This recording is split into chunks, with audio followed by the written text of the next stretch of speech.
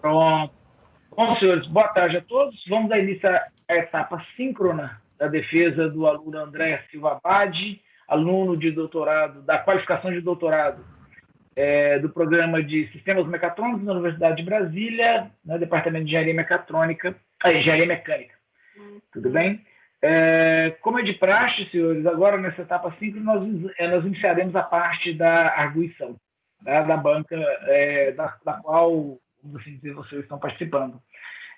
Vou passar a palavra para o professor mais externo, porque geralmente essa é a praxe. O professor Juvenil, não se importar ele iniciar as falas. Né? Com certeza. Fique à vontade, o André está à disposição. Não tem limite de tempo, professor, fique à vontade para questionar o que o senhor julgar necessário aí para esse processo. Tá ótimo? Tá? Agradeço mais uma vez. O senhor está com a palavra agora.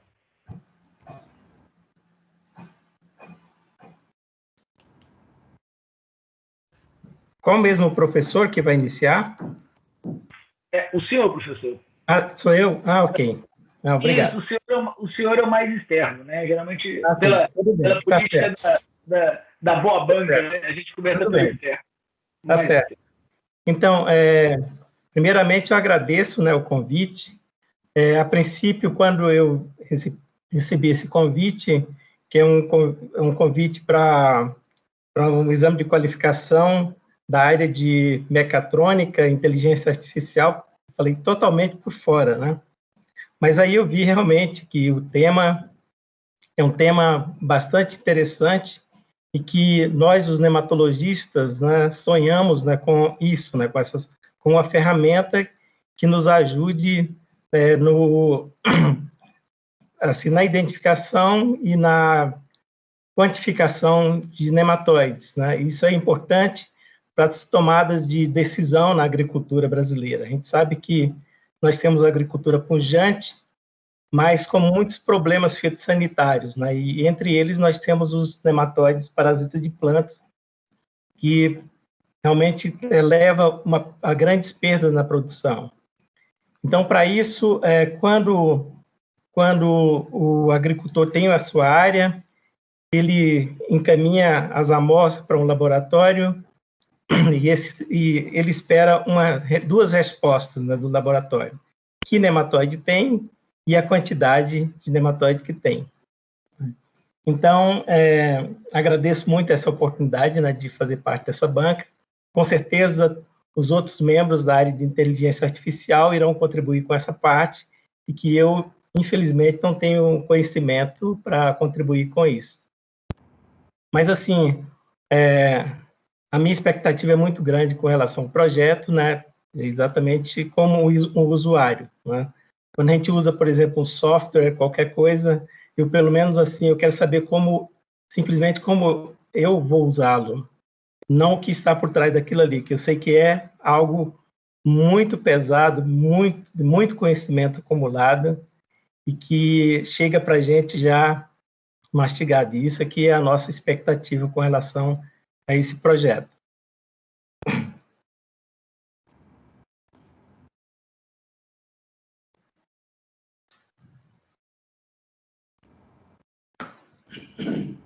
Só um momento. Então, tanto a apresentação escrita quanto a apresentação oral, para mim, foram bem elaborados, tá? Bem formatados. O texto foi devidamente revisado, com pequenas falhas, né, que apontei no corpo do próprio manuscrito, que encaminhei hoje para o professor Flávio. A apresentação oral também foi bastante sucinta, né, bem informativa, né, e com bastante objetividade. Então, eu considero que tenha sido bem positivo, tanto a apresentação escrita quanto a apresentação oral.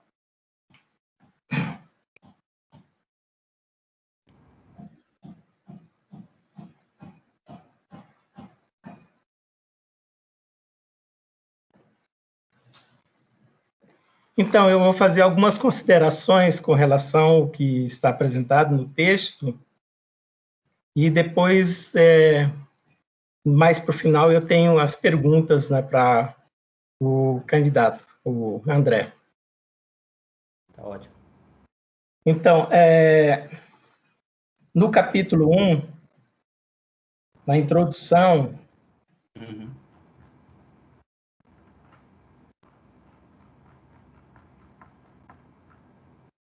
aí na página 2, Uhum.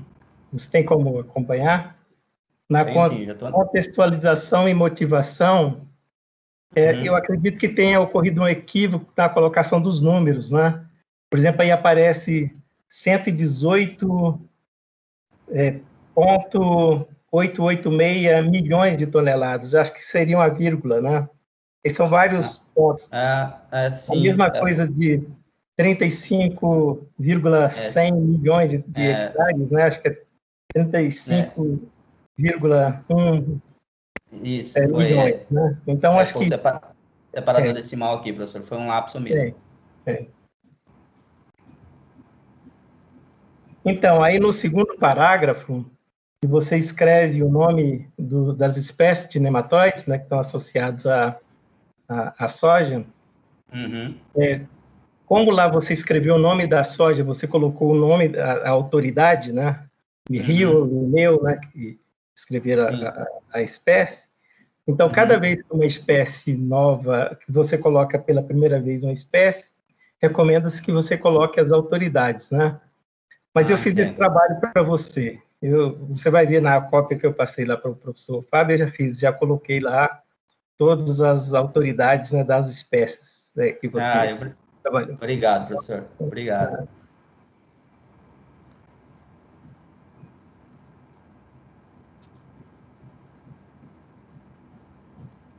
Então, na página 3, você coloca lá no delimitação do escopo.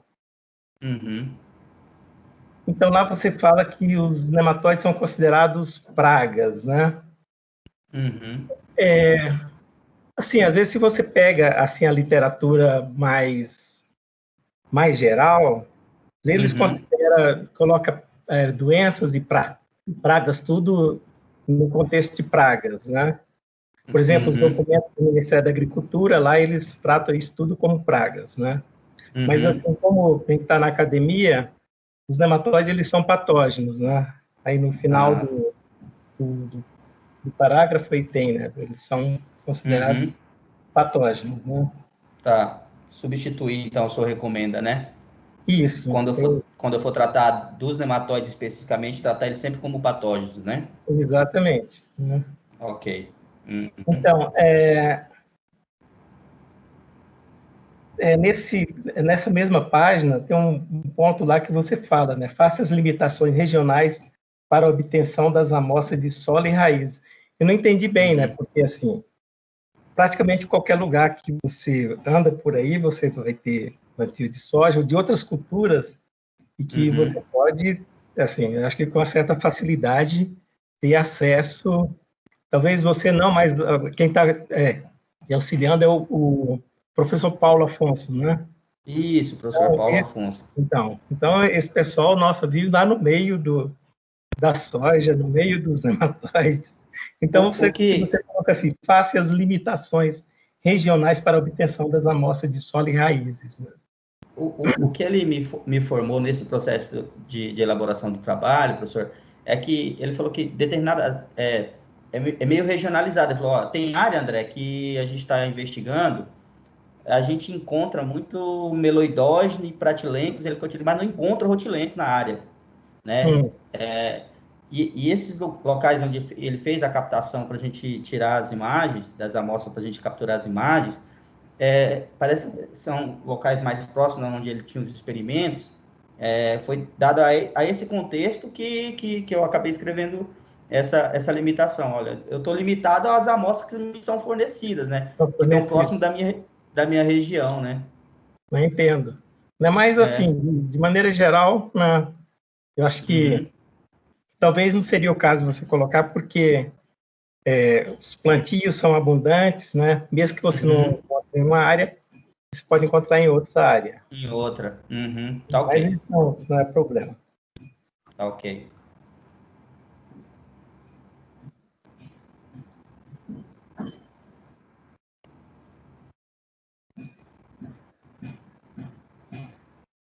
Aí na página 4, onde você tem as hipóteses, né? Uhum.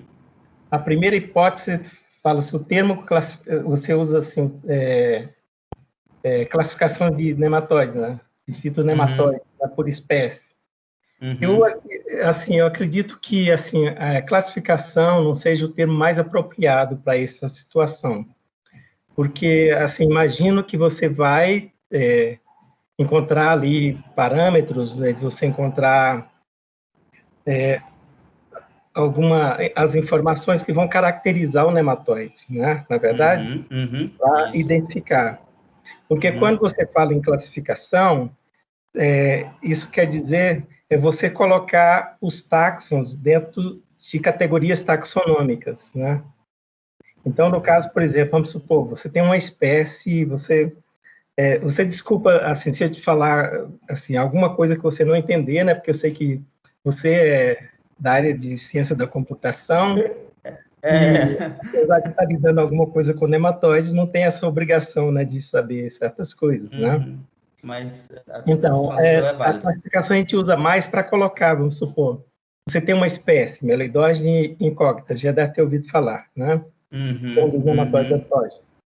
Então, você colocar ela no gênero, né, que é o gênero Meloidogene, colocar na família, que é a família Meloidogenidae, na superfamília, em todas as categorias taxonômicas. Então, isso aí significa classificação, né?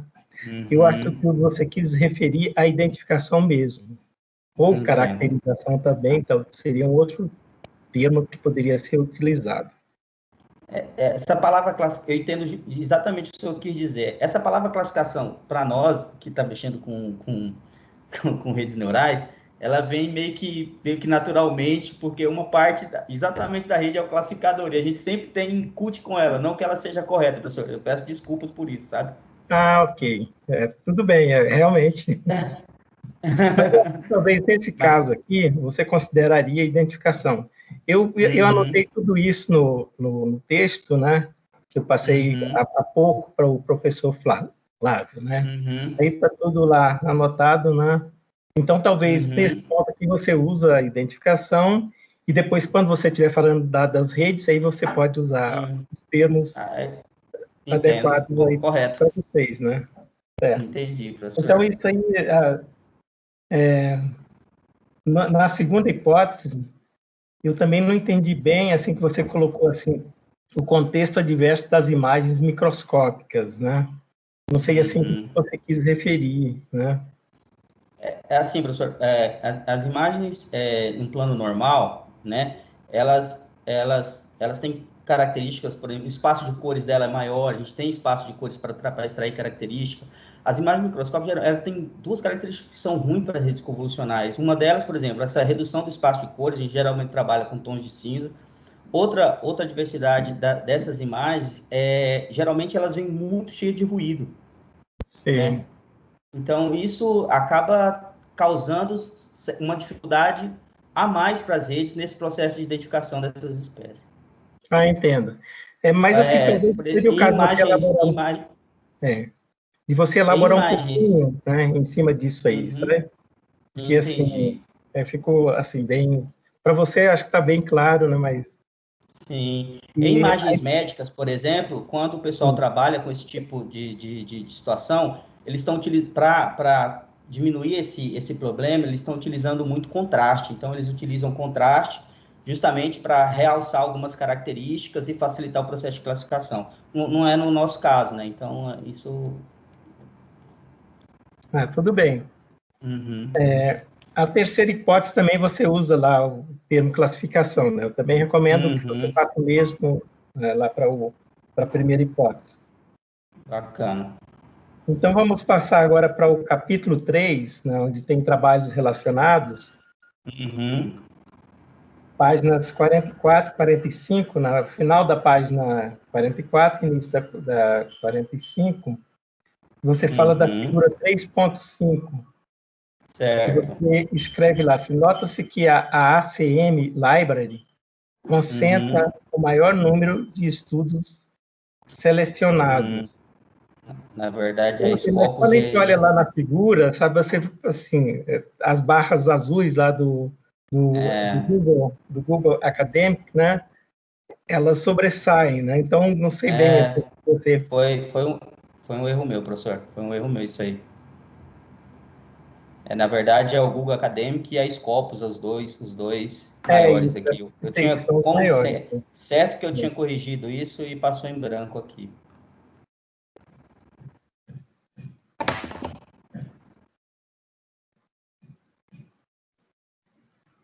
Então, na tabela 3.3, você tem essas tabelas bem longas, né? Uhum. E na última coluna, você coloca as categorias de patógenos, né? Fungo, bactérias, né? Uhum. Então, o que ocorre é assim, que na maioria dos casos você usou fungos, né? Que é o singular, né? A forma singular, mas em vários pontos você colocou fungi, né? Fungi, né? Que é a forma plural. Eu acho que talvez seria o caso de você padronizar tudo para fungos, né? Tá. Eu não sei se você pegou isso de algum lugar, mas assim, quando a gente refere a fungi, né? É plural, né? Agora, quando você refere a uma espécie, né? É fungo, né? Foi Então, falta de conhecimento meu mesmo, professor, porque, na verdade, cada artigo desse, eu tinha que entrar lá, olhar o que o autor falava, como que ele estava... E até gera certa insegurança, porque, às vezes, a gente não é muito da área, aí falta eu entendo isso, né? Mas, assim, eu recomendo que padronize, né? Que você padronize tudo para... Ok. O senhor recomenda fungos tudo, não é? É fungos, né? Isso. Ótimo. A mesma coisa nessa tabela, você usa, assim, na grande maioria das vezes, PRAG, o termo PRAG, né? Mas você vai ver que mais lá para o final, da tabela, aparece peste, né? Que seria a tradução de praga, né? Então, a minha sugestão é de que, assim, esse termo praga não é muito utilizado, assim, não é tão utilizado quanto peste, no caso de agricultura, né? É quando você tem, por exemplo, inseto, você tem ácaros, né, que são esses organismos, né, que a gente coloca na categoria de praga, mas, assim, no inglês, o mais utilizado é peste, né? Então, eu também recomendaria você padronizar. Peste, né? No lugar de praga. Isso.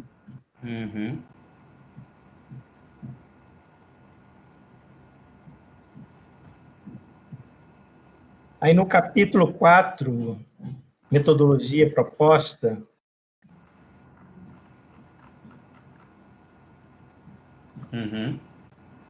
figura na página 82. Página 82. Isso, figura 4.2, né? Certo.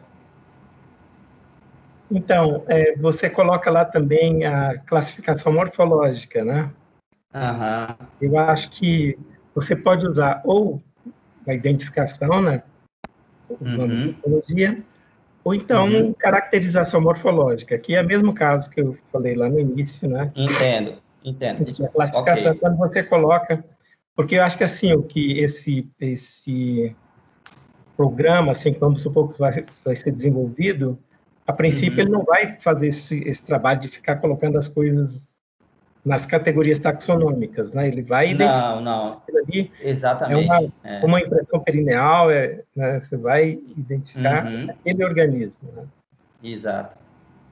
Então, é a mesma observação que eu faço, né? Ok.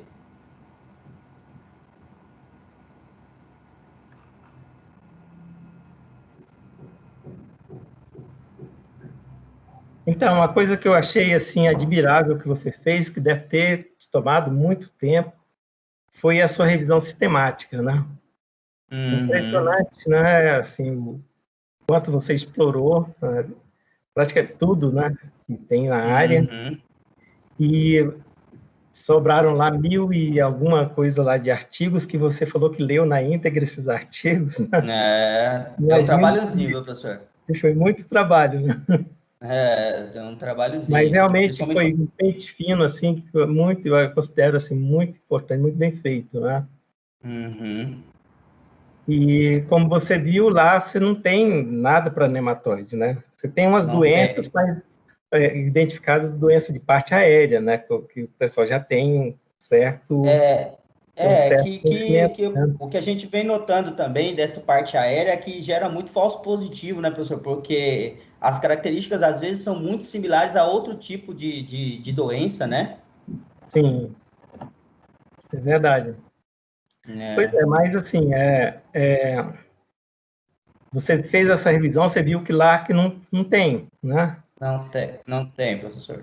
Assim, eu te digo que eu não posso te dizer que alguém não tenha tentado, né? Que eu acho que Uhum, vários pesquisadores, né, vários grupos de pesquisa já tentaram fazer algo parecido. E, pelo menos assim eu tenho uhum, conhecimento de dois, assim, é claro que em sistemas diferentes, né? Que eles não uhum, conseguiram levar à frente, né? Um foi uhum, já há muito tempo, né? Ele hoje é um pesquisador aqui da Embrapa Senagem, que trabalha com estatística, e ele, uhum, na dissertação dele, no mestrado, ele estava querendo, ele propôs, né, ele fez a proposta, né, de desenvolver um sistema automatizado para identificação de um gênero de nematóides, né? uhum, Ele fez, mas assim, na época não tinha as ferramentas, né, que ainda foi, acho que na década de 1990, né? uhum, Depois eu vi um outro projeto que foi na Universidade da Califórnia, em Riverside, em 2010. Né? Tinha uma aluna de doutorado lá, com o pessoal, com a equipe lá da área de computação, tentando desenvolver um sistema, mas esse é um sistema um pouco diferente, né? Que era envolvendo muita parte mesmo de taxonomia, né? De taxonomia uhum, assim, mais pura, aplicada assim de uma maneira geral. Mas também, assim, infelizmente, o projeto não foi à frente, né? A aluna acabou uhum, até deixando o curso, né? Pelo menos assim, do meu conhecimento, não tem assim nada, né?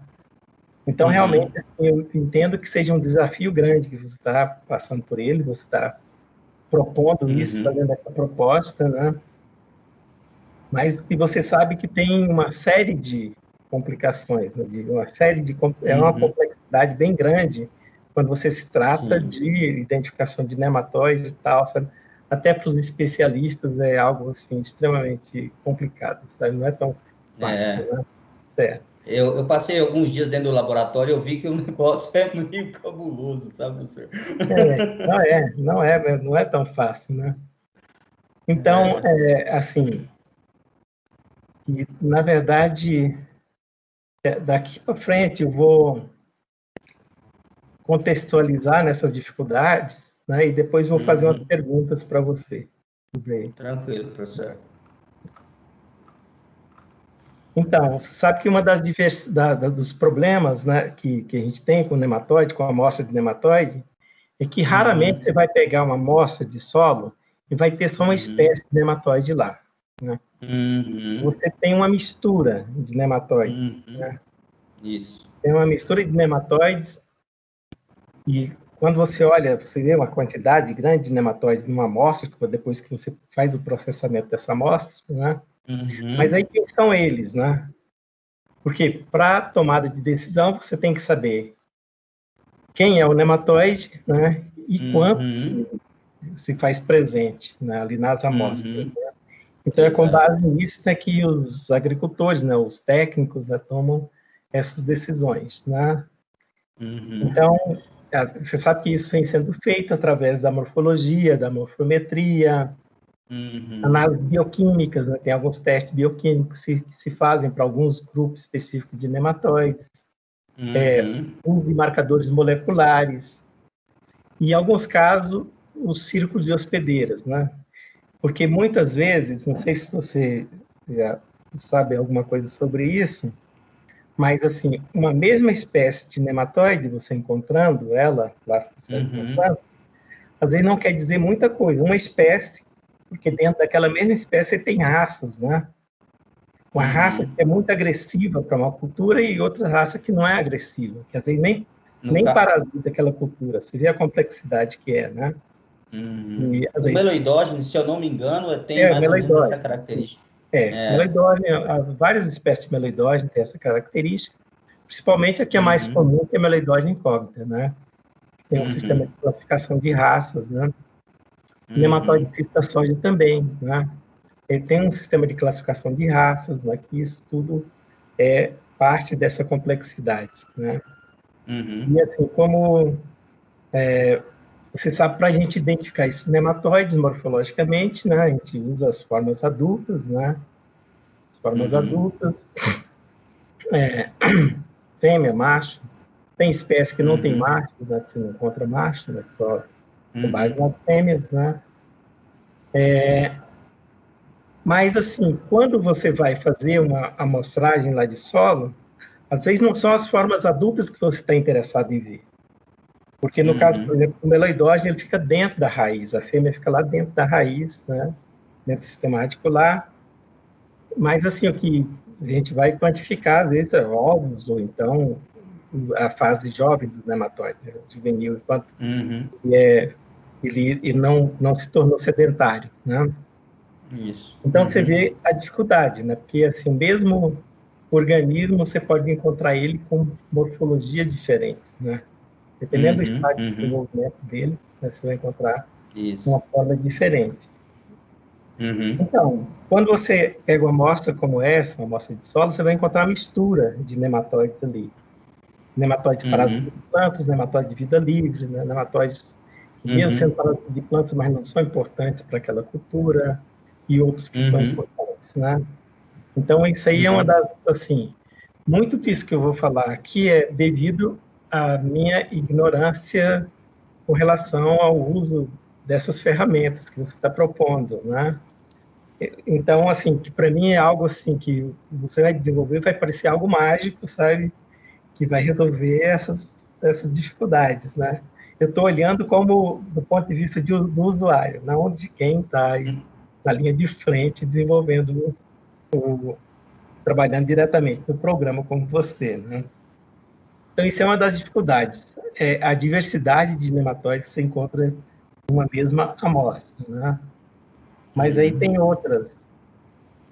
Um momento.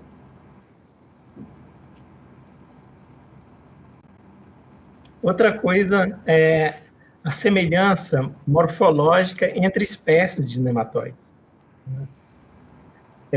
No caso, por exemplo, do nematóide das galhas, o meloidóide, você já deve ter ouvido falar que é um dos mais importantes para a soja, não só para a soja, mas para a grande maioria das culturas no mundo todo, né? É o nematóide mais importante entre os parasitas de plantas. Mas, assim, na soja a gente encontra duas espécies, né, com grande frequência, que é a meloidóide incógnita e meloidóide javânica. Você não consegue diferenciar esse nematóide usando os ovos, né? O estágio juvenil, que é o que a gente mais, nas quantificações, a gente mais avalia, né? Eles também, de uma espécie do outro, eles são muito parecidos, né? Os machos geralmente são raros, né? Mas também os machos, até, vamos dizer assim, no aumento até um aumento de 400 vezes, é difícil de você diferenciar um do outro, né? De uma espécie da outra. A mesma coisa a fêmea, né? Todos têm aquele corpo dilatado, tal, sabe, né? Que você, morfologicamente, você só consegue diferenciar quando você corta a região perineal dela lá e olha no microscópio. Então, morfologicamente, então é algo que você vê que demanda trabalho, demanda tudo, né? Quando eu faço a quantificação lá, eu vou dar o resultado lá para o agricultor, a gente encontrou 200 juvenis por 100 centímetros cúbicos de solo, né? Então, mas assim, juvenil de qual das espécies, né? Vamos supor, falando aí no caso da soja, das duas espécies que atacam a soja, né? Então, para você não tem como dar resposta utilizando só essa informação dos juvenis, né? Você teria que ter olhado a raiz, né? Tirado as fêmeas dali para você ver, né? E muitas vezes ocorre misturados, né? As duas ocorrem. parasitando a mesma planta, né? Então, é outro nível de complexidade, né? São coisas que são diferentes, né? Mas que parecem iguais, né? Principalmente, talvez, eu não sei o nível de resolução, o nível de aumento das imagens que você usa, né? Porque dependendo... Até que se você usar imagem com aumentos maiores, você não vai conseguir diferenciar esses dois nematóides assim, fácil, né?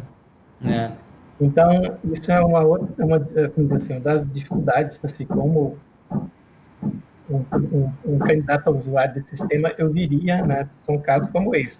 E é importante, assim, não é, assim, o fato de ter meloidógeno ali na soja não quer dizer que, como diz, que é a mesma coisa, que você vai aplicar a mesma medida de controle. Às vezes as medidas de controle são totalmente diferentes de uma para outra, apesar de elas ter toda essa aparência. Por exemplo, se você tem meloidógeno javânica, uma rotação de cultura, né, que você faria, você poderia plantar algodão, porque o javânica não vai para algodão. Mas se você tem um incógnita, o incógnita vai para algodão, sim, né? Mas não é todo incógnita que vai para algodão. Aí tem a raça, né? A raça, são 4 raças, né? Raça 1, 2, 3 e 4. Só a 3 e a 4 vão para algodão, né? Então, você, para resolver o problema naquela área ali, você colocaria, vamos supor, se você tivesse a raça 3 do incógnito, você plantaria algodão. Não, desculpa, se você plantar algodão, você vai ter muito problema com aquela cultura subsequente, né? Você então, continua aumentando a população dela. Então, você vê que é algo que eleva um nível de complexidade, né? Sobre a morfologia, dentro de uma mesma espécie, dependendo do ciclo, da fase do ciclo de vida do nematóide, também varia. Dentro de uma mesma espécie, você vai ter essa certa variação, né? Muitas vezes, se você for considerar tamanho, né? Dependendo das condições ambientais, uma mesma espécie pode apresentar indivíduos menores ou indivíduos maiores, né? Então, tem essa variação intraespecífica, né? Dentro da mesma espécie. Então, você vê que são vários... não quero te desanimar, sabe? Mas são vários complicadores, né, que surgem aí no cenário, né? Então, agora eu tenho, acho que, algumas perguntas para você.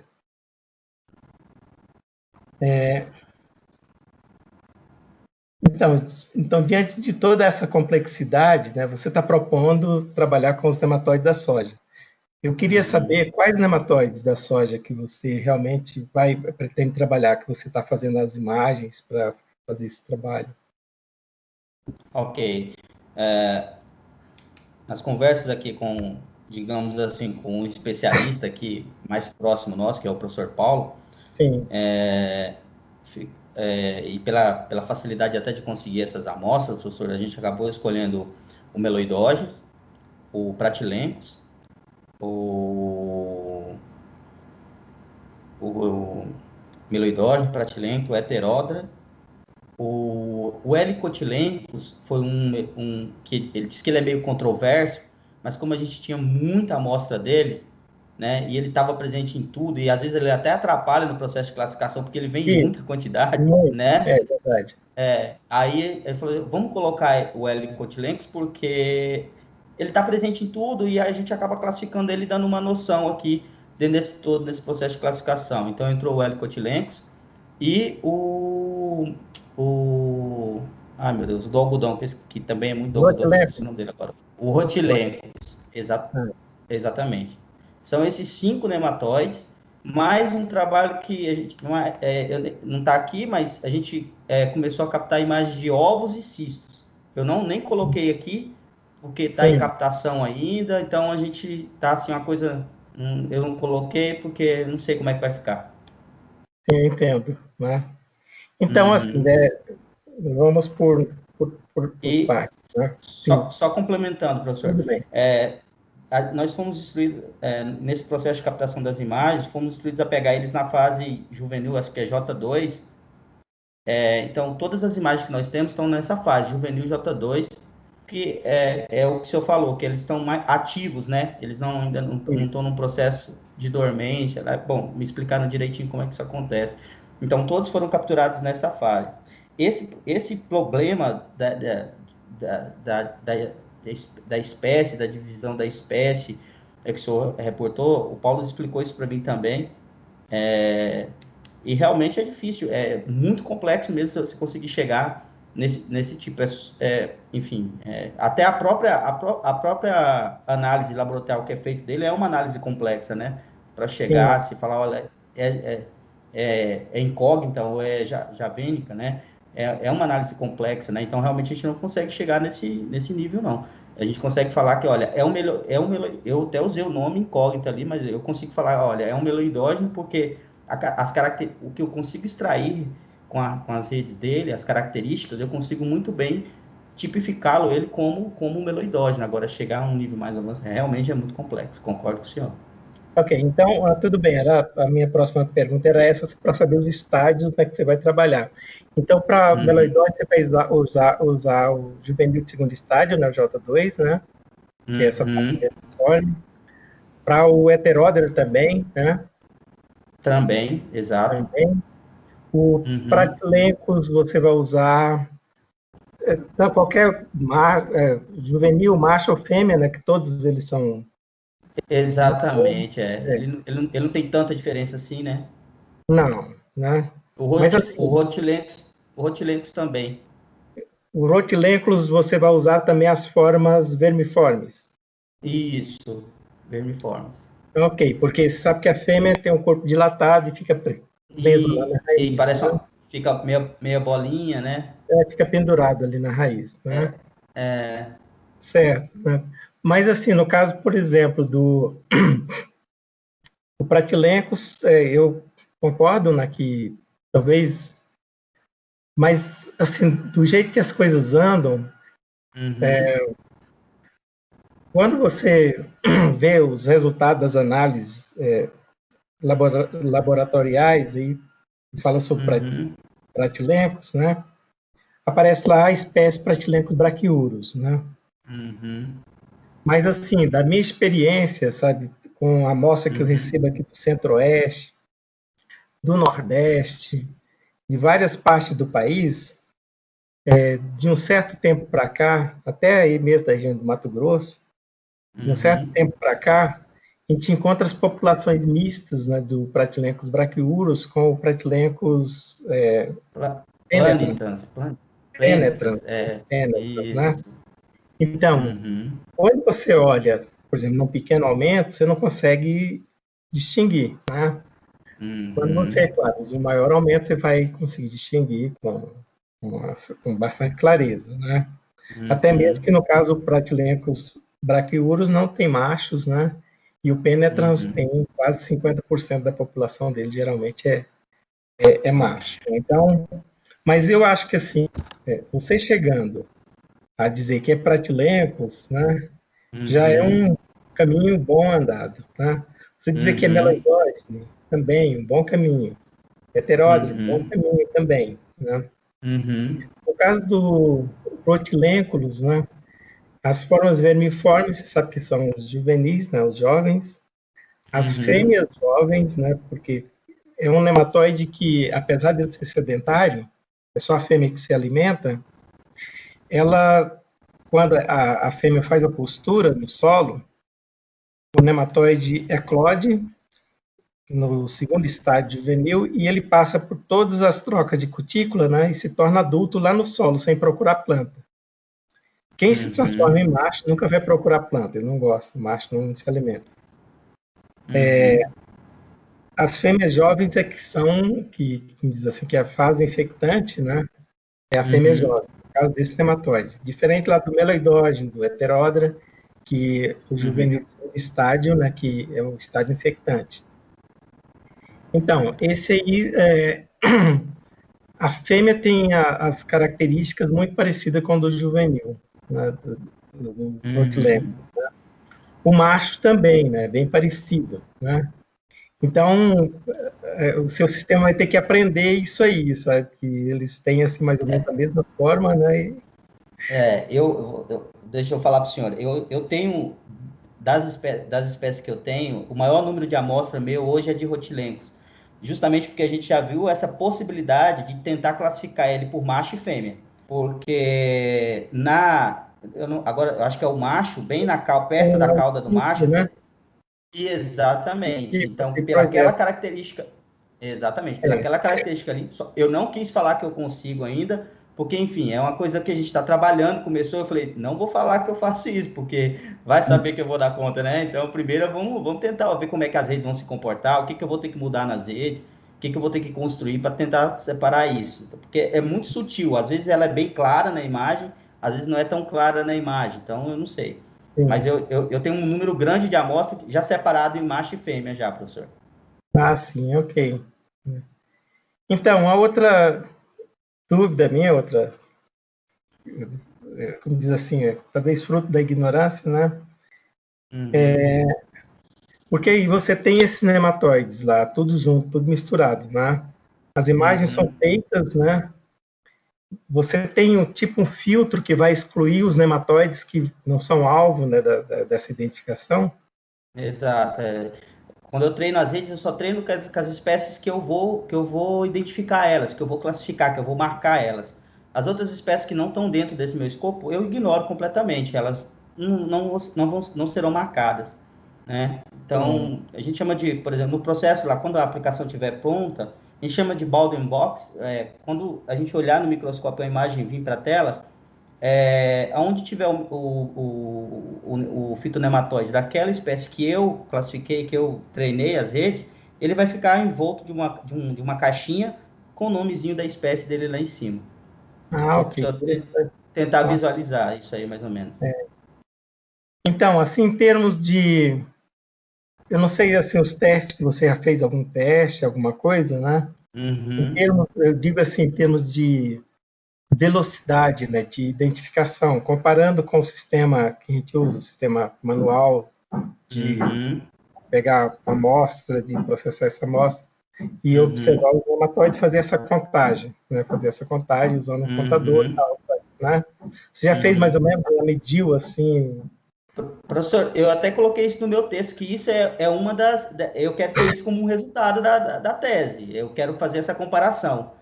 A rede treinada, da aplicação pronta, fazendo a classificação, a identificação, no caso, e eu vou colocar ali um especialista, mais alguns estudantes, para tentarem fazer a mesma classificação, e eu vou tentar ter esse feedback, e eu quero escrever isso, professor. É uma das intenções, discutir isso com o professor Flávio, porque eu acho muito interessante se vai ter ganho ou não.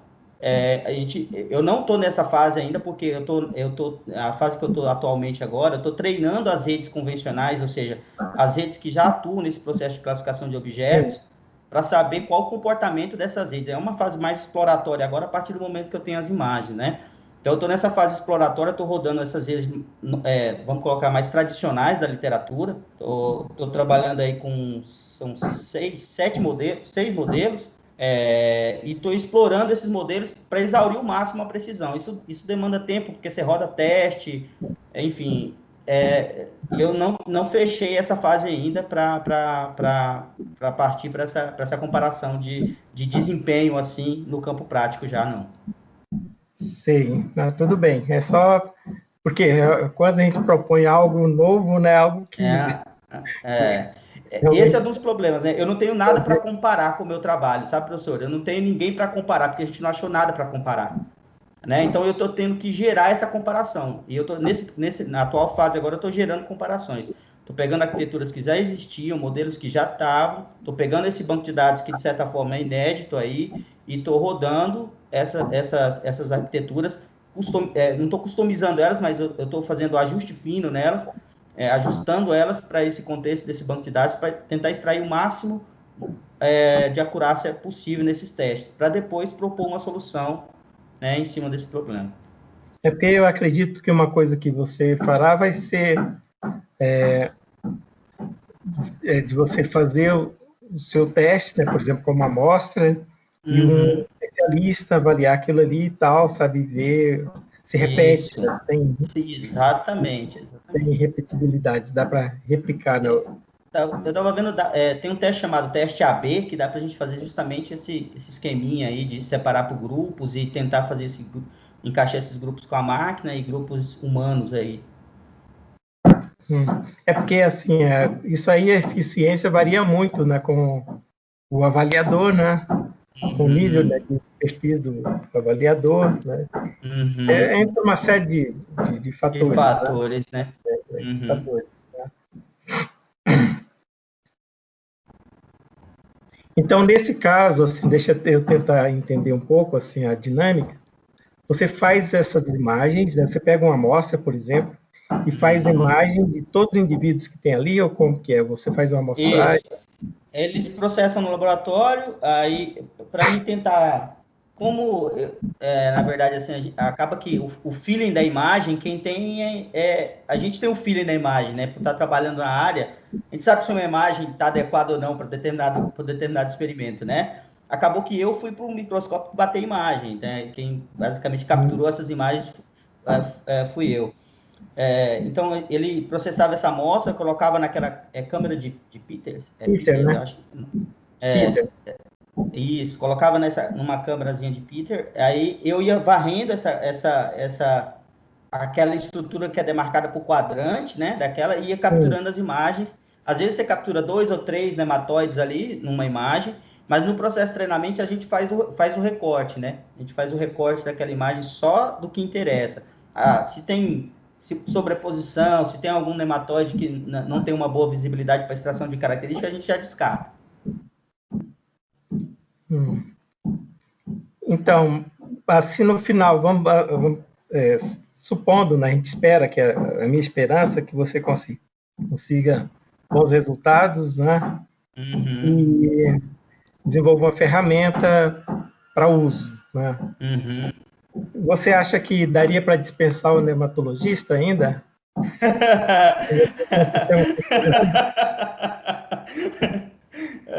Não, eu acho que é uma ferramenta de auxílio, né, professor? Eu acho que é uma ferramenta que vai auxiliar, que vai, talvez, dar mais segurança nesse processo aí, onde vocês estão atuando. Eu acho que dispensar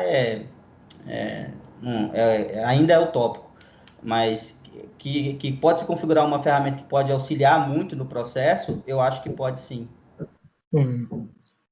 Então, sabe, e por último, assim, você vê que é algo assim muito trabalhoso, né? Na verdade, tudo que se faz com nematóide é muito trabalhoso, sabe? Por isso que são poucos alunos que às vezes são atraídos, né, para essa área, né? Tudo é bem trabalhoso. Uma coisa que eu estive pensando, assim, achei o seu plano bastante ambicioso, sabe? Assim, você vai englobando muita coisa, né? E que vai te tomar bastante tempo, Eu não sei, para mim, nesse momento, seria importante o modelo, sabe?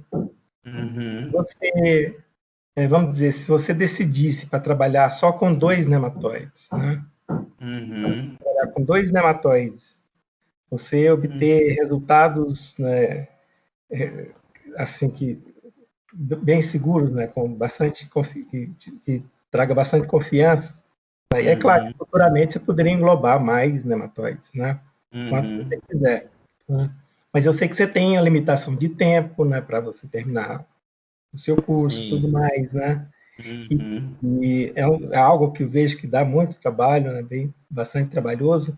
E eu acho que você já traria uma grande contribuição, né? Se você desenvolvesse desenvolvesse um sistema para, vamos supor, separar meloidógeno de heteródera, ou meloidógeno para etilencos. Você pegar, assim, isso é assim, algo que eu acho que não estaria diminuindo a sua contribuição, né? E te garantindo resultados para a sua tese, né? Que é importante que você conclua essa parte, né? Sim. E não sei, aí futuramente, né? Depois de você desenvolver um sistema bom, né? Bem estruturado, né? Para poucos nematóides, você pode incorporar, sair incorporando mais nematóides, né? Uhum. Eu sei que é uma coisa que demanda muito, né? Não sei, a menos você já tenha feito todas as imagens, que se você trabalhar com 2 nematóides, é a mesma coisa que você trabalhar com 10, com 100, né? Eu vou confessar um dos problemas que eu estou tendo aqui. Hoje, com os testes que eu tenho feito com as redes, professor, a gente está tendo uma acurácia geral entre as 5 classes que eu estou trabalhando, está girando, tá tendo uma variação entre as redes de 75% a 86% aí, dependendo da rede, né? Então, às vezes quanto mais profunda ela vai aumentando, vai melhorando. Então, a gente nesse conjunto de redes eu estou tendo essas acurácias aqui. Curiosamente, uma das classes que mais estão depredando essa acurácia é o pratilencos. Por quê? Porque o danado tem as amostras, parece que ele degrada mais rápido o corpo dele, e aí que a gente vai perdendo esse padrão dele, né? Então, às vezes tem bolha, tem não sei o quê. É uma classe danada trabalhar com ela que geralmente está jogando minha classe para baixo. Quando eu tiro, eu já fiz esse teste, quando eu tiro essa classe das amostras, o negócio dá uma melhorada muito boa, né? Então, eu acho assim que assim, se você deixasse algumas desses nematóides, né, Uhum. e concentrasse num grupo menor, Uhum. Você garantiria, né, os resultados, né, que você precisa, né, para defesa, e teria algo de qualidade, e os outros que têm problema você resolveria depois. Porque aí é claro que isso aí é só o início, né? Você está propondo para esse grupo de nematóides, né, que são nematóides importantes, mas futuramente a gente espera, né, que o seu sistema vai expandir, né, para outros nematóides, né? Sim. Então, eu acho que assim, diante do que hoje que a gente tem, que é nada, que é zero, se você der essa contribuição, assim, a curto prazo, eu acho que é algo já extremamente positivo, né? Inclusive, uns colegas aqui da Universidade Federal aqui do Mato Grosso ficaram sabendo que a gente estava trabalhando com os nematóides. Eles são de de um programa de imunologia. Eles falaram, nossa, mas a gente faz quase a mesma coisa. Tem nematóide também lá que a gente classifica que afeta o humano. Eu falei, rapaz, eu tô com um problema tão grande nesses de planta, deixa eu tentar resolver o dele primeiro.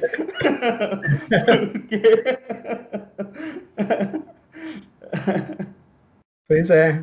Então, assim, fica a minha sugestão, sabe? Né? E você conversar com o seu orientador, conversar com o professor Paulo lá também, né? Eu acho que seria uma super contribuição se você desenvolvesse um sistema que funcionasse inicialmente, né, assim, para uns poucos, né?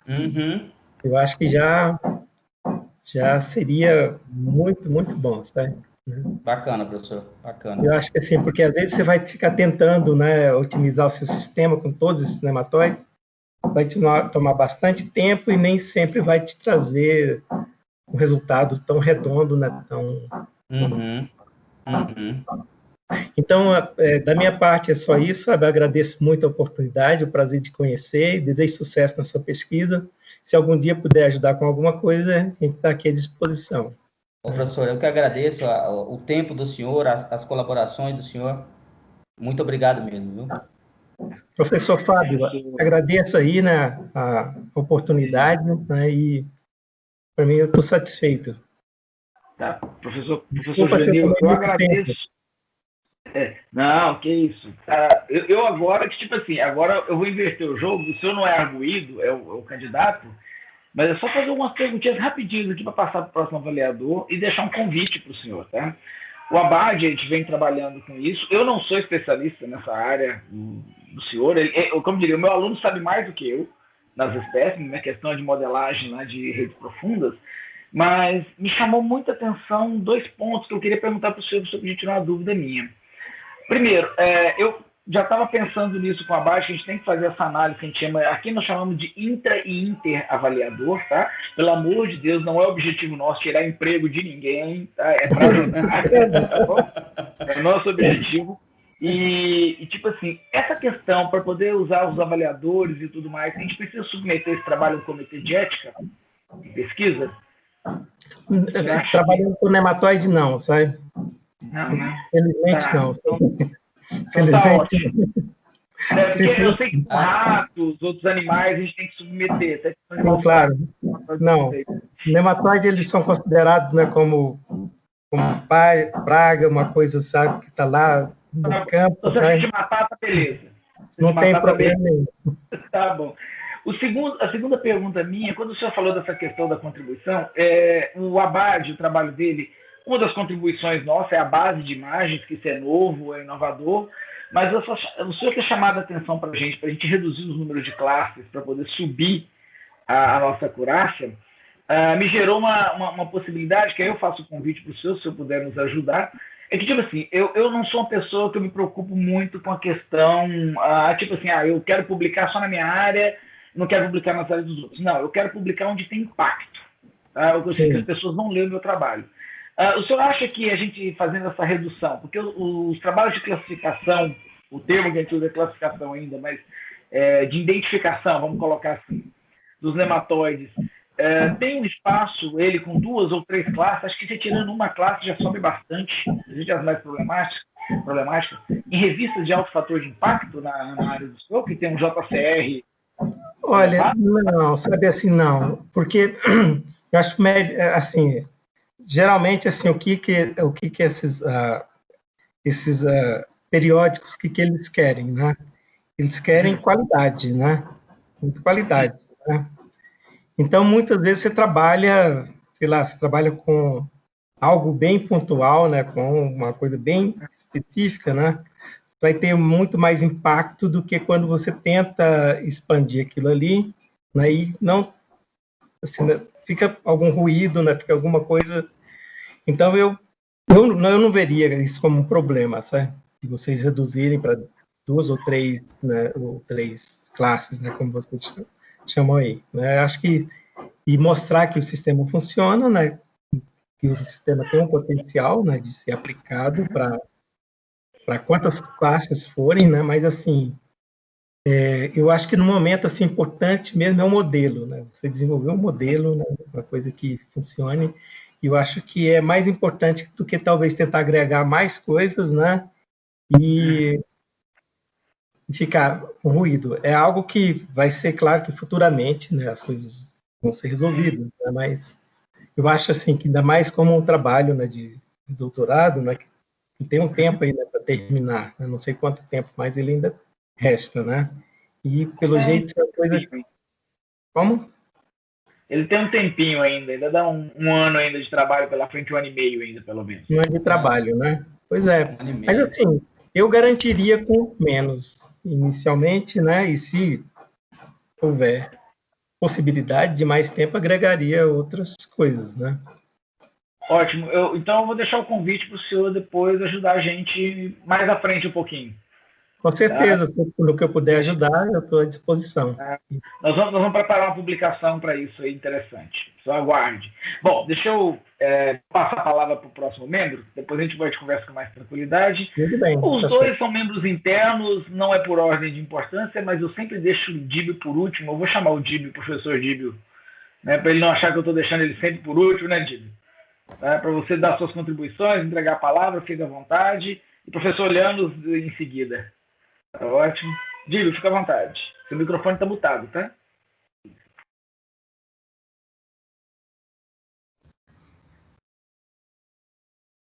Ok, está me ouvindo ou não? Opa, estou te ouvindo, professor. Perfeito. Bom, primeiro agradecer o convite aí para participar da banca, sem nenhum problema com relação à ordem de especificação de quem falar aqui, não, né? O Leanos está lá na Europa, daqui a pouco ele vai ter sono para dormir, de repente a gente poderia falar, ele teve que falar um pouco mais cedo também, mas sem problema. Tá. Não, mas ele chegou já, o Leandro está no Brasil já. Ah, já voltou? Ah, não, então ótimo. Chegou dia 11. Já está aqui com a gente no mesmo fuso, então, sem problema. Bom, eu ouvi muito aí, e com relação ao que o professor Juvenil falou, né? Então eu vou tentar aqui fazer um um apanhado para adicionar um pouco dos elementos, muita coisa eu acabei aprendendo na fala dele ali, né? Só um primeiro comentário, assim, interessante, pessoal. André, você está aí em Barra do Garças? Barra do Garças, professor. Perfeito. Eu tenho um carinho grande por Barra do Garças, porque toda a minha infância a gente passava as férias escolares aí. É mesmo, Conheço professor? muito essa cidade aí, sim. Opa! É um lugar muito bonito, né, professor? Sim, sim, excelente. Então, tem boas lembranças aí de passar férias aí. Meus pais tinham negócios aí quando chegava férias escolares, todo mundo vai para lá. Vai para Barra, muito bom. Isso. E era na época onde a gente gastava um dia para chegar aí. Não tinha estrada, né? Assim, né? Não. Era uma aventura. Minha mãe conta isso aí, que para chegar em Goiânia, minha mãe chegou aqui em 70, então ela conta que para chegar de Goiânia até aqui era 2 dias de ônibus, assim, para conseguir atravessar isso aí. Falei, misericórdia. Eu acho que na minha época eram umas 10 horas, era menos, um pouquinho. Minha mãe conta a tragédia que era isso aí. Tudo bem, mas legal. Deixa eu colocar algumas questões aqui em relação, porque eu acho que a gente tem um papel diferente, vai tentando se formar na banca de qualificação. Então, eu acho seu trabalho muito interessante, né? Essa questão de buscar temas não resolvidos é bem relevante para, claro, a tese de doutorado. E a gente trabalha muito nessa fronteira onde, quer dizer, para mim, eu acho que há muito tempo atrás já existia, mas os programas nacionais precisam abrir mais com relação a isso. Os trabalhos são multidisciplinares, quase que por definição. Bons trabalhos, hoje em dia. Você vai trabalhar com imagem na medicina e tudo mais, você tem que ter gente de todos os lados. Então, né, senão você acaba fazendo um trabalho meio cego, né? Então, isso é importante e parabéns pelo trabalho de vocês lidando com isso aí também. Eu tenho alguns contatos para aplicações na área de agricultura de precisão, coisas assim também, e tenho visto que é muito interessante e a gente esbarra em muitas dificuldades para poder, além de entender o problema, adquirir dados confiáveis e assim por diante, né? Uma coisa com relação ao seu trabalho, que eu ouvi lá e vi o texto, que aí uma das informações eu descobri agora há pouco aí na pergunta do professor Juvenil, eu não faço ela oficialmente agora, assim, quanto tempo você tem para defender, ou seja, qual que é o planejamento? Por quê? Eu vou fazer meio que algo ali, a gente chama de engenharia reversa, né? Porque eu olhei no cronograma, tem lá os quadrimestres, mas não tem a situação atual, né? Onde estamos, o que gostaríamos de chegar. Né? Eu deixei bem claro na apresentação e não coloquei no texto mesmo, mas na apresentação eu marco isso, eu não sei se na apresentação... Sim, tem a apresentação, mas aí no texto, né, porque a gente tem que trabalhar com essas formalidades aqui, onde está colocando lá. Então, você tem mais um ano e meio, né? Isso. Certo. A partir desse 1 ano e meio, e aí uma coisa para poder ajudar na elucidação das coisas aqui. Eu vi que no texto em si também, e na própria apresentação, para a gente da área de imagens ou técnicas de inteligência artificial, a gente não tem nenhum exemplozinho desses dados seus para poder dar uma visualização com relação à dificuldade do problema. Né? E o professor Juvenil colocou algumas dessas questões ali, ou seja, tem classes de nematóides diferentes, ou, claro, espécies, né, de nematóides diferentes, mas como seria isso? A que tipo de imagem seria ali colocada, e aí qual a dificuldade de classificar isso, como é que elas ocorrem e tudo mais. Eu esperava que você apresentasse isso no texto da qualificação. Tá. Entendeu? Porque eu acho importante, assim, até para a hora de publicar e tudo mais, você ter a gente chama assim um pouco da especificação, os contornos bem definidos do problema que você vai abordar. Certo.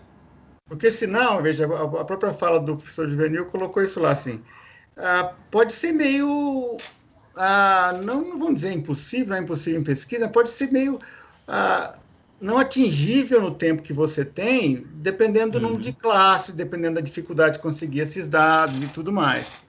Uhum. Então, essa é uma dificuldade que eu tive ali na hora de vocês podiam ter apresentado. É claro, não, tem dados, estão conseguindo e tal, mas uma, duas imagens, assim, olha, está aqui mais ou menos um exemplo, qual seria a dificuldade disso e tal, né? Que tipo de classe a gente está fazendo. Então, eu achei que esse foi um ponto, assim, que eu considero, assim, que está mal especificado no Tá. problema em si. A Porque, é falta de claro, exemplos, né? porque veja só, confio no trabalho de vocês, estão fazendo um trabalho interessante e tal.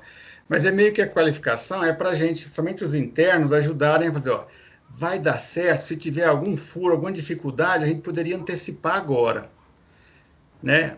Ah, tem Uhum. poucas imagens, será que isso não vai ficar sobreajustado, né? Essas redes, se Uhum. você tem poucas imagens, todas elas vão dar 100%, mas e daí? Isso significa o quê, né?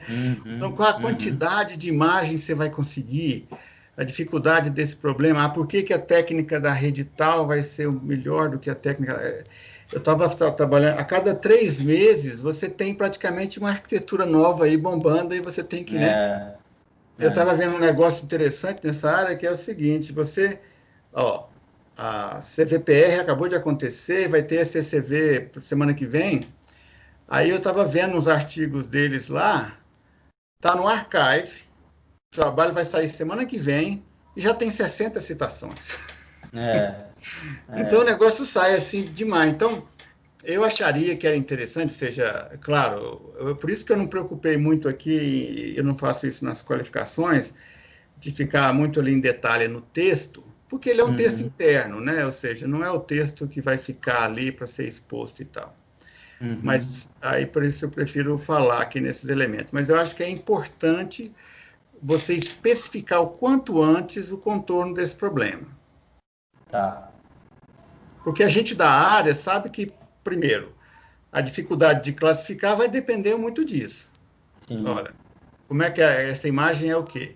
E Uhum. quantos elementos, quantas amostras você vai ter disso?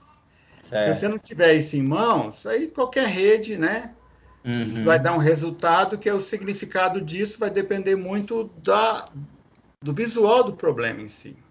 Então, de Certo. repente, você aproveitar aí a dica ajuda do professor Juvenil, onde justificar isso do ponto de vista da área agronômica, da área biológica, ou seja, olha, classificar 3 mais importantes.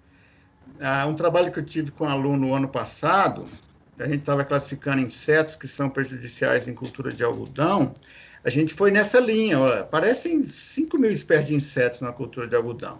Mas a gente foi Uhum. atrás de agronomia. Quais são os mais relevantes para destruir ou não a cultura? Ah, são esses 10. Pronto. Aí tem uma justificativa, né? Os caras não estão preocupados com outros insetos que não prejudicam nada lá. Vai aparecer uns 5 Uhum. mil. Não vai fazer nada para Uhum. identificar 5 mil. Então, eu acho que essa dica é relevante aí, porque eu acho que fica falho. A gente sabe que, você não tendo as imagens, não sabendo a quantidade, isso pode não ter fim, Uhum. né? Hoje, assim, basicamente o dataset que eu estou trabalhando com ele, eu fiz um recorte, a gente está trabalhando com 3.000 imagens, né? Uhum. É, deu, as classes estão variando entre 470 imagens, 400, 500, estão nesse nível. Não tem variação mais de 100 fotos aí por classe. Certo. Então, quer Mas elas estão dizer, isoladas?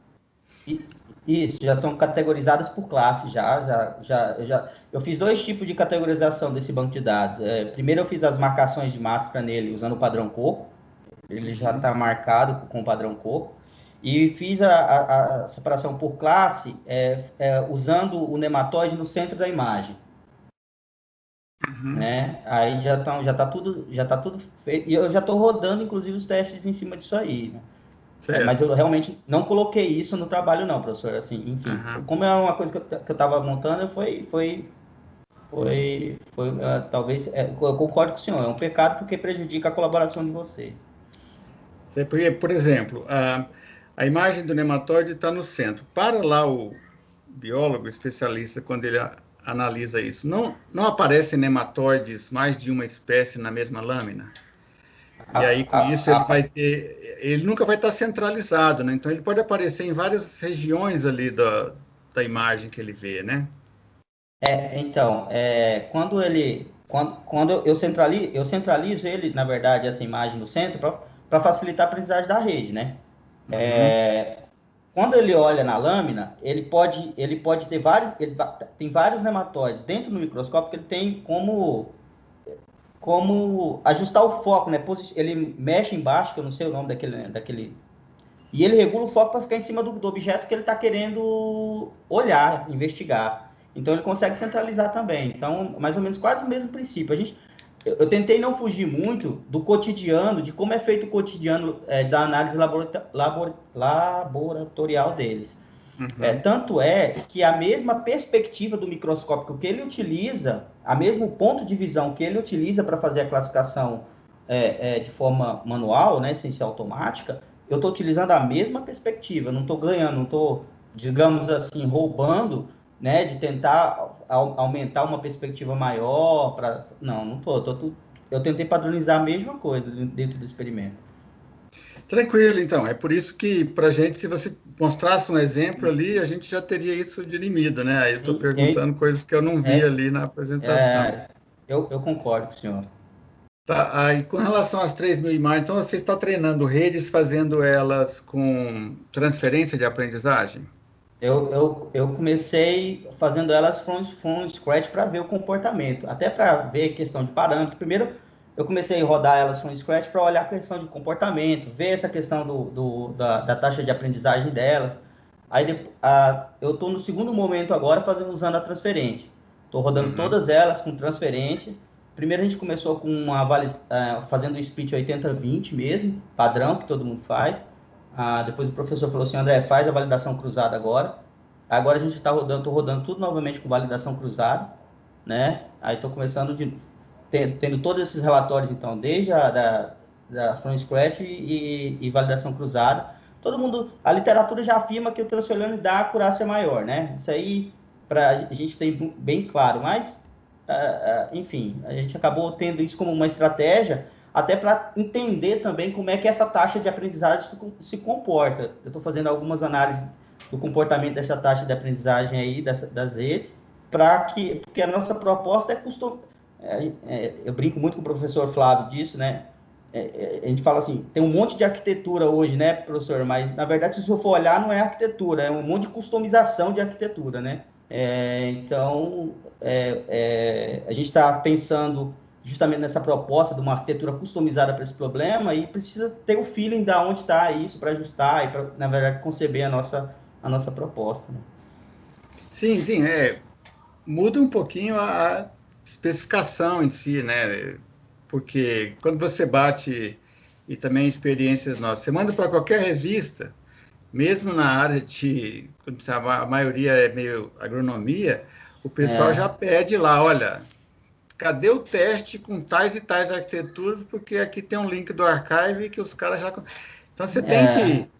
É uma área competitiva, Você tem que lidar com essas explicações ao meio ali. Eu sei que vocês estão colocando, o nosso papel aqui é tentar dar esses alertas, né? Dizer, olha, lembra disso, isso é bom especificar ali, esse detalhe vai ser relevante ali na frente, né? Então, colocando que eu achei que ficou difícil para a gente entender esses elementos lá. Faltou você colocar um pouco mais do contorno do problema, né? E aí, com isso. Nessa questão do contorno do problema, tem uma coisa que a gente valoriza o trabalho que você teve aí com relação à revisão sistemática e tudo mais do texto, mas aí eu acho que também ficou exagerado o tanto de informação que você colocou acerca da área, porque senão a gente fala assim, é bom alguém entender lá a origem, quase que um naive Bayes, né, como é que funciona ali, mas aí vira um grande apostilão da área, entendeu? A gente sabe que isso às vezes é muito relevante para estudar, então o trabalho de você escrever, colocar ali o resumo daqueles elementos. Só que aí eu acho que quando você vai fazer a sua tese lá na frente, o trabalho, você vai fazer o artigo, você tem que ir muito objetivamente no seu problema de pesquisa, na sua questão de pesquisa. Aí a revisão, ela abre, mas ligada ao tema de pesquisa. Certo. Né? Porque, veja só, tem várias coisas em reconhecimento de padrões, visão, inteligência artificial que você colocou lá, mas que você não vai nem tocar nisso, né? Certo. Você vai estar tocando numa sub-área que a gente chama ali, quase que é deep learning dentro de machine learning ali, alguns elementos, né? E aí eu vejo assim, é só para colocar isso, aí ficou para mim um desequilíbrio. A gente viu pouco do nematóide em si, igual aí o professor Juvenil estava colocando lá, ou seja, quais são as classes importantes, quais são os elementos que aparecem ou não, como é que é a figura desse bichinho, né, lá para a gente e tal, como é que essas imagens vão aparecer, a quantidade delas. E aí o foco, que você fez um levantamento bom e tal, mostrando que não tem muita pesquisa publicada nisso, mas aí eu senti assim, eu até anotei aqui, de 130 mais ou menos páginas do seu texto, até 80 você vem falando sobre essas questões assim muito genéricas. Tá. E aí eu acho, né? aí eu acho que você tem que ser mais incisivo. Talvez assim, fechar mais a pergunta de pesquisa e tal, e aí colocar. Ou seja, é claro que você fez um trabalho, quer aproveitar isso, de repente na revisão e tal, não sei o que ali, mas eu achei que fica carregado, né? Ser necessário, tem textos ali até ser muito repetitivos e coisa que não tem a ver com o seu trabalho em si. Tá. Esse do Naive Bayes é clássico lá, você não vai comparar com ele, né? Então não tem não vou. Lá. Então eu achei que esse ponto ali exagerou. E aí aquela história assim, né? Você vai assim, não no nosso caso, a gente está contribuindo aqui, tá, não sei o que, né? Você incomoda os revisores se você escreve demais, coisa que não está no foco. O cara já olha assim, não, já estou meia hora aqui, não sei o que o cara vai fazer. Então, perigo com relação a isso lá, tá certo? Mas achei assim, a revisão em si e tal, muito relevante com relação a esses elementos, mas eu achei que você pesou a mão nessa questão de muito tema que não tem a ver. Na parte da fundamentação teórica, especificamente, né, professor? Isso, porque ela é uma fundamentada. Por isso que eu acho o seguinte, há um formato assim interessante. Ó, você desenhou bem o problema de pesquisa, ele tem os contornos ali, aí você vem na revisão de literatura, ela tem que tocar esses elementos. Mesmo historicamente, teve um cara que em 1950 fez isso. Ótimo, mas tem a ver com o tema de pesquisa. Certo. Agora você colocou algo muito genérico, quase que tem a ver com IA, reconhecimento de padrões, entendeu? Certo. E aí alguém não vê onde se aplica e também não serve nesse sentido. Você pode perder muito o seu leitor ao longo disso, né? E aí, isso que eu coloquei lá, dessa relação do problema, aí na hora eu falei assim, não, então vai ter muita coisa também relacionada aos testes. Aí a gente, água fria, porque, opa, cadê? Não tem aqui explicado. Então, ficou um pouco desproporcional esses elementos aí, tá certo? Então, é só para alertar nesses elementos lá. E aí, nos resultados intermediários que você fez, né? Eu vi que também, assim, claro, ótimo livro, você fez junto com a Ana Paula, né? Aquele artigo lá no Bisgrap. Isso. Tem a ver com o seu trabalho e tudo mais, mas ele não tem a ver com os nematóides. Então, procurar esclarecer um pouco mais ali. É um resultado do seu doutorado aí, suas atividades, mas ele fica ali também, ou seja, porque eu achei o seguinte, se você olhar nas páginas, eu não anotei tudo aqui, mas aí quando você chega nessa parte final, parece que faltou tempo ali para explicar mais esses elementos. Então, assim, até a página 80, tem muito desse texto genérico aqui, na página 80 que começa a metodologia, né? Aí você já vê, em 5 páginas você fecha isso, e você coloca nos resultados preliminares. E não é bem resultado preliminar, eu acho. Eu acho que é um resultado, assim, do seu trabalho aí e tal, vale, é uma publicação boa. Mas com relação ao nematóide, ele não é um trabalho relacionado, né? Então, em resultados preliminares, eu achei que... Por isso, de novo, eu estou falando da leitura, a expectativa que eu tive era você mostrar alguma coisa ali, está conseguindo X% nematóide. Aí eu não vi nada e vi as folhas, as doenças das folhas, do Plant Village e tal. Entendi. Deixa eu só tentar... Vou me justificar, se o senhor permitir, sobre isso. Tranquilo, tranquilo. Quando a gente começa o doutorado, na verdade, a gente começou o doutorado numa perspectiva. Isolar esse problema dos nematóides foi um processo dentro do doutorado, que foi sendo construído aqui dentro do processo de investigação. O foco era doenças de planta.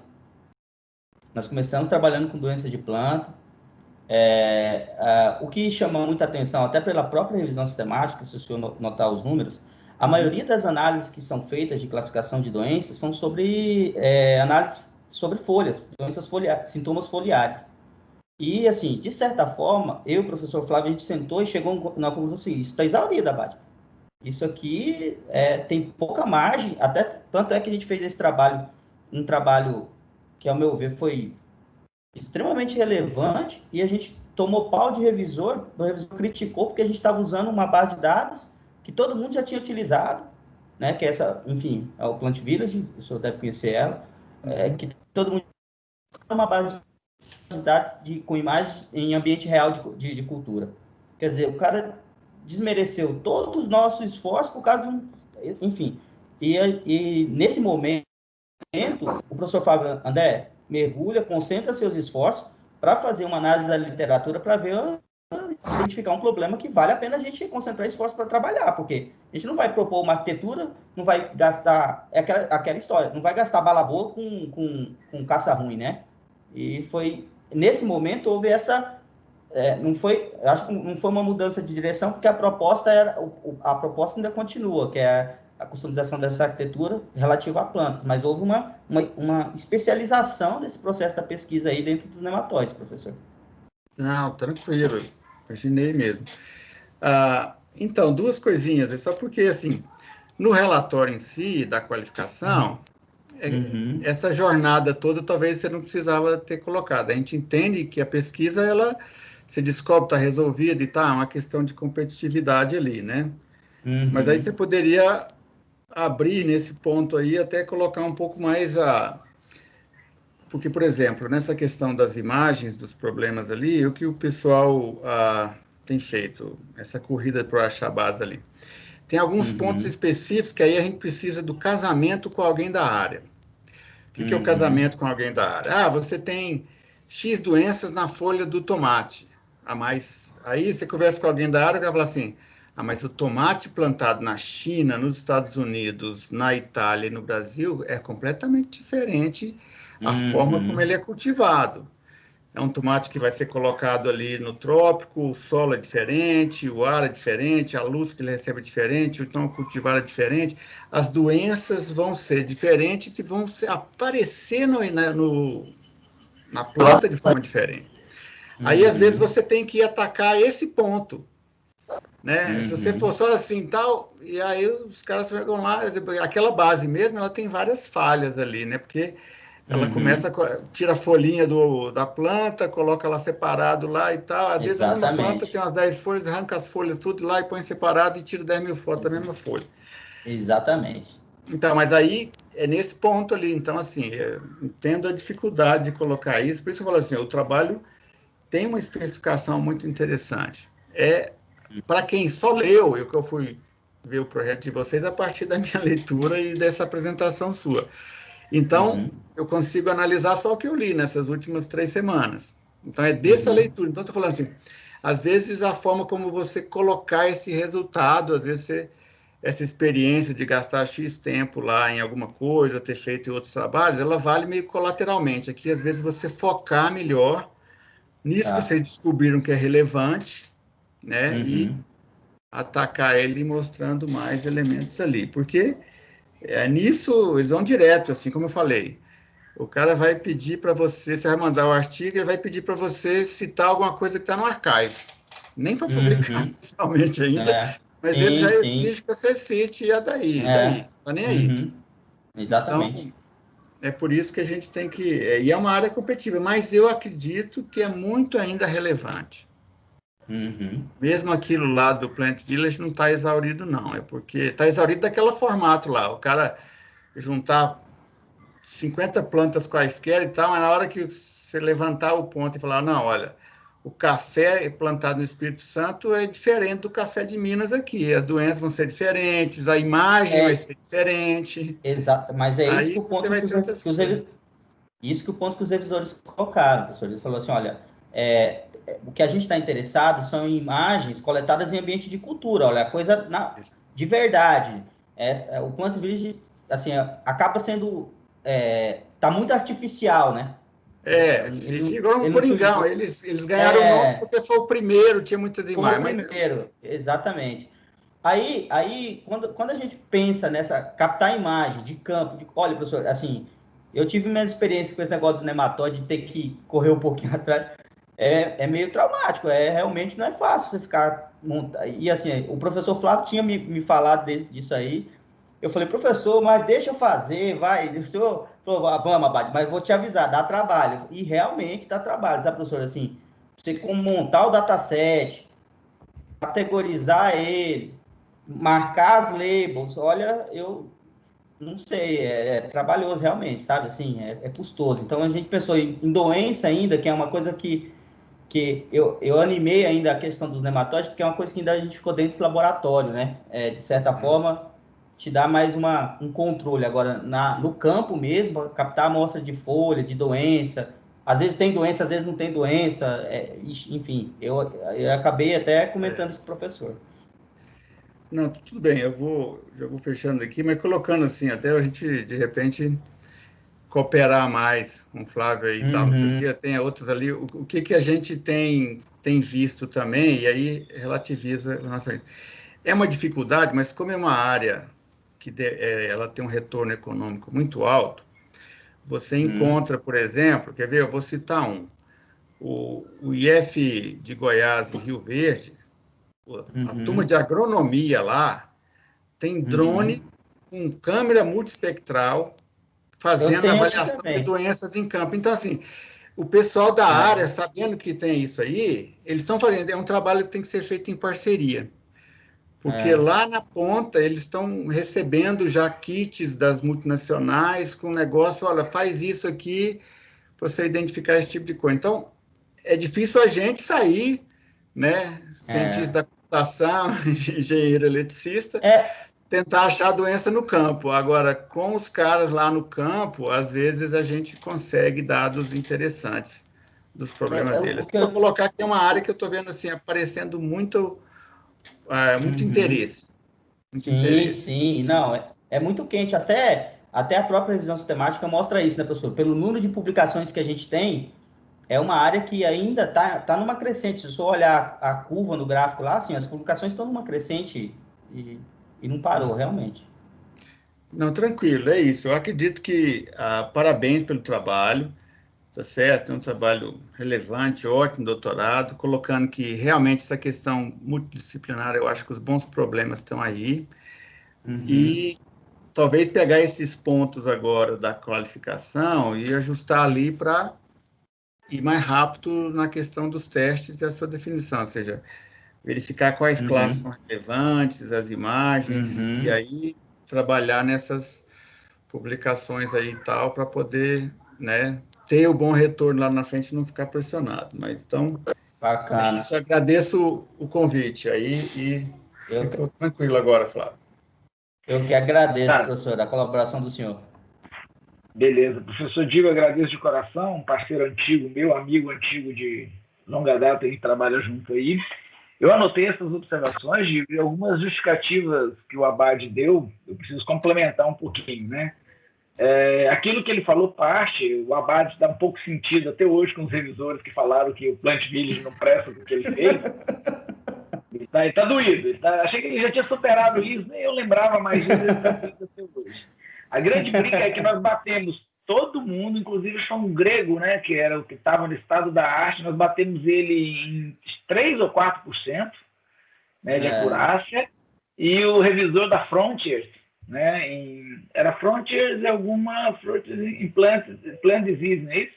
Ele mandou para a revista, ele falou que é irrelevante a gente ter batido com o modelo que a gente propôs. Aí ele ficou sentido.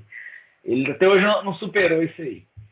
Não dá para todos os problemas que ele relevou, aí ele gerou ele tipo assim, ele estava naquela etapa de excitação, que eu tô batendo, ele apanhou, ele deu uma quebrada, né? Ele não ficou muito feliz, aí eu falei, não, vai, então vamos tentar caminhar e tentar achar, né, o seu caminho.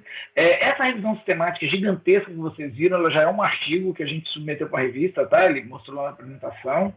Eu acredito que ele deve passar, a gente está bem esperançoso, porque ficou bem extenso essa revista de alto impacto, né, que a gente mandou, que é Computer and Agriculture, ela demonstrou interesse. Tipo assim, o editor não devolveu para a gente pedindo nada ainda, entendeu? Ele já mandou para a revisão direta, passou o primeiro crivo do revisor, isso aí já é um bom sinal, né? Vamos pensar positivo, tá? Mas, dando continuidade, o Leandro tinha caído, mas que ele conseguiu voltar. Vai passar a palavra para o professor Leandro, também membro interno nosso aqui do programa, e recém-chegado da Alemanha, está com as ideias boas aí. Professor Leandro, fica à vontade. Não sei se você consegue nos ouvir. Eu peço desculpa aí, Flávio, porque a conexão... Você me escuta bem? Sim, estou ouvindo o senhor. A conexão caiu no meu computador, estou usando o celular nesse momento para estar na reunião. Faz parte. Sí, tá. Ok, então já sei que vou apanhar com as ferramentas de internet aqui em casa, ok. Então, obrigado aí, certo, para André e para Flávio pelo convite, certo? Muito grato participar deste tipo de discussões, mas porque pouco a pouco he ido entrando, certo, na parte de machine learning, certo, a través de trabalhos de alunos meus, certo? Inclusive, um deles foi na parte de sintonização de hiperparâmetros em máquinas de vetor de suporte, que Flávio foi da banca, certo? Então, pouco a pouco, digamos, é uma área que me interessa bastante e fico muito grato pelo convite, por isso, cada vez aprendo mais, certo? E a minha cabeça se esclarece com muitas das experiências que os próprios alunos têm, não é? Eu fico feliz também porque eu vejo que é uma aplicação que é relevante, certo? Tem um projeto por trás, tem umas boas parcerias por trás de especialistas, isso é muito importante. Gostei muito, certo, da parte da revisão bibliográfica, me parece que ela tem bastante corpo, certo? E fico mais tranquilo, certo? Porque o especialista, certo, que falou primeiro, o professor, evidenciou, certo, um trabalho bastante forte, certo, e profundo nessa parte, não é? Fico também feliz porque, digamos, sobre essa base de dados de referências, foi tentado, certo, fazer uma classificação de trabalhos mais relevantes, que algoritmos usaram, certo, e assim por diante, esse tipo de aplicações. E fico bastante seguro de que realmente é um trabalho que tem, digamos,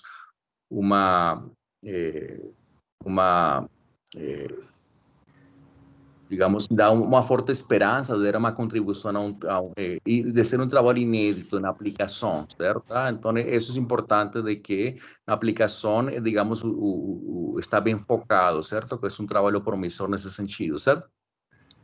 Da parte de geração de um modelo, certo? Obviamente que na metodologia se fala que vão ser tentados vários modelos, certo? Para fazer talvez imagino eu, não, certo? Não vejo que isso esteja tão explícito no texto, um trabalho comparativo, certo? Entre os modelos, focando essa aplicação que também é relevante, não? Certo?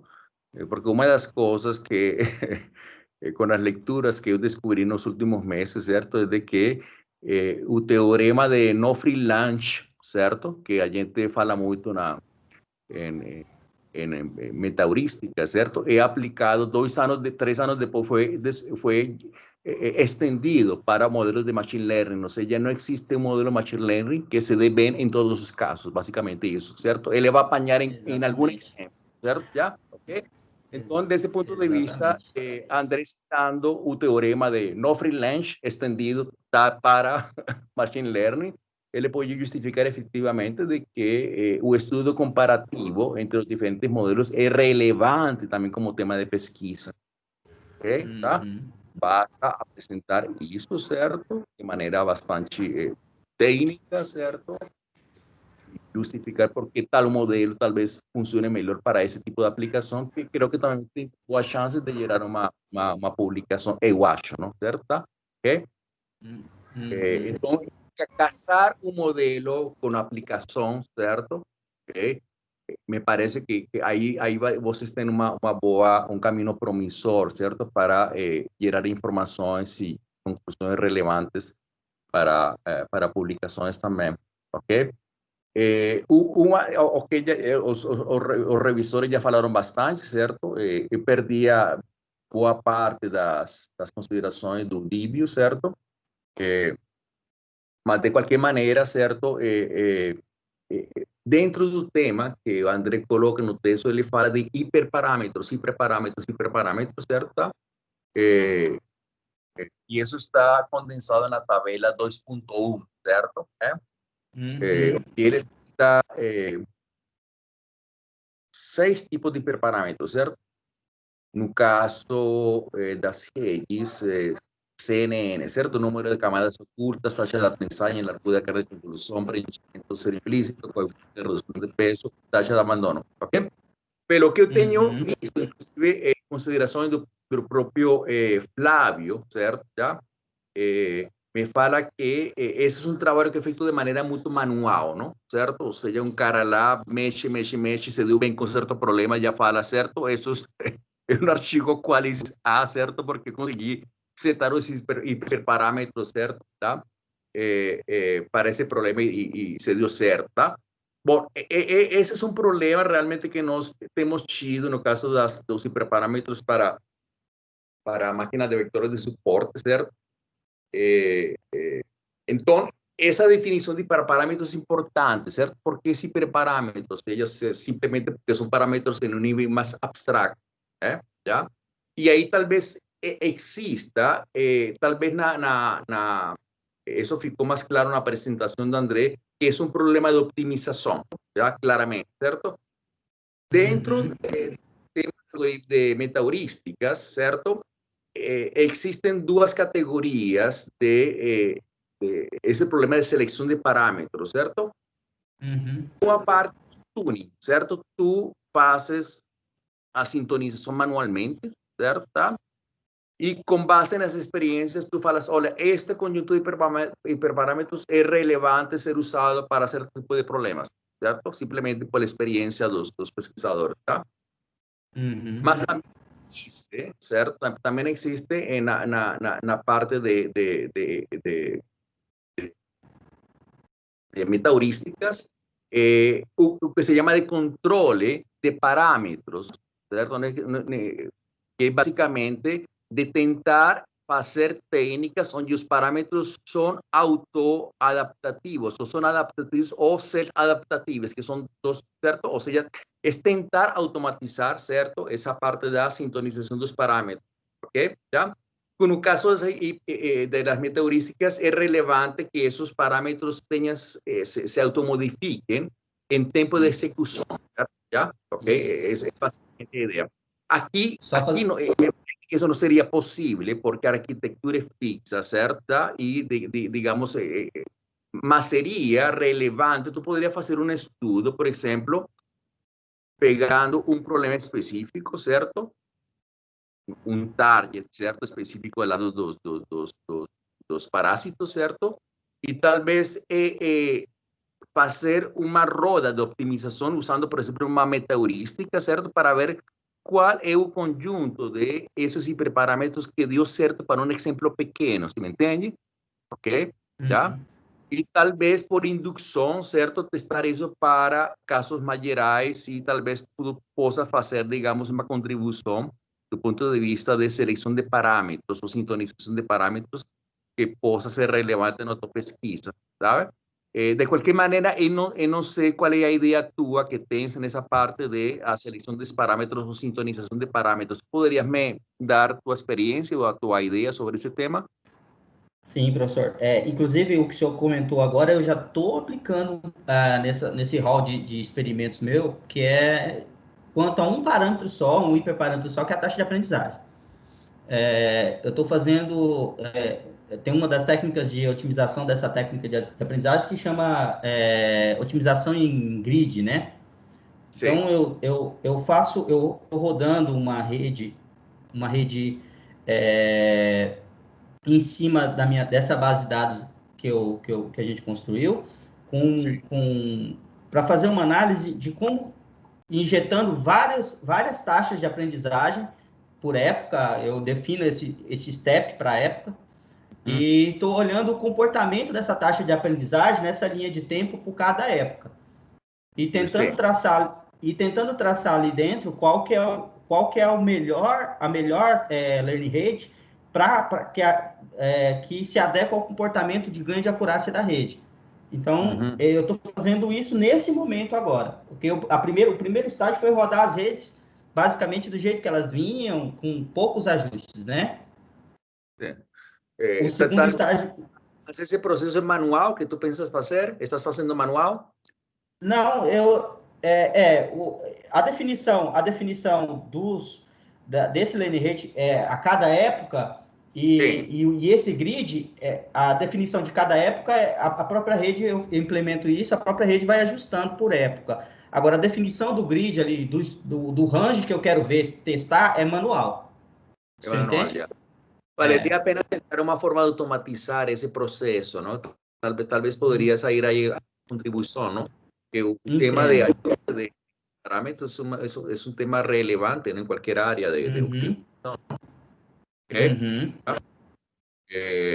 Bom, eu acho, para não estender mais, certo? Tá? Ou seja, já digamos, eu achei a estrutura, digamos, da tua qualificação, eu achei promissora no sentido de que é uma versão prévia, certo? Já? Era tentar, digamos, o que eu penso, é uma opinião minha, não? Que o mais importante numa qualificação é, digamos, mostrar capítulo de estudo da arte que seja convincente. Eu acho que você conseguiu isso, sabe? Já? Obviamente que a gente gostaria de ter visto alguns resultados prévios de exemplos de imagens, assim por diante, ok?